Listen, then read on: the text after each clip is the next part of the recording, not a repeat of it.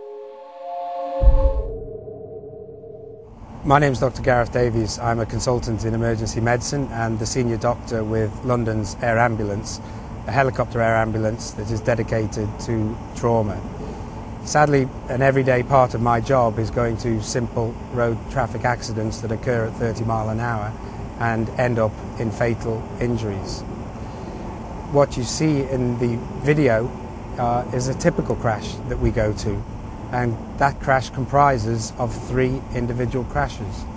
The first, when the vehicle comes into contact with another vehicle and it starts to deform, and it's at this point, although the patient isn't injured, they are going to be in a fraction of a second time. Many people think that once they have a crash they may be able to brace and protect themselves from it, but quite simply, in the beat of a heart, that whole event is over. No one has a chance to prepare themselves, to grip the steering wheel or brace themselves. The second impact, quite simply, is the body coming into contact with the car. That's usually in the form of the head hitting the windscreen or the chest hitting the steering wheel. And it's at this point you get the superficial injuries to the chest, the breaking of ribs, the fracturing of ribs, perhaps the fracturing of the skull and the bruising and wounding of the head.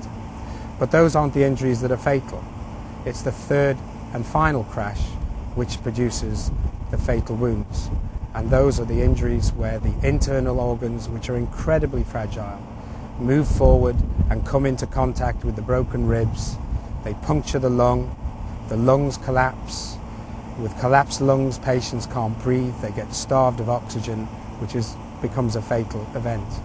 In some cases, the heart comes into contact with the chest, and literally the forces involved will tear the heart or tear the aorta, and that's what you see in the video, the rupturing of the aorta and patients quite simply bleeding to death from it. And in the head, as the head hits the windscreen, again the brain is coming into contact with the skull, and that produces the bruising of the brain and perhaps even lacerations to the brain, which can result in immediate death or quite simply unconsciousness, and that in itself can lead to death.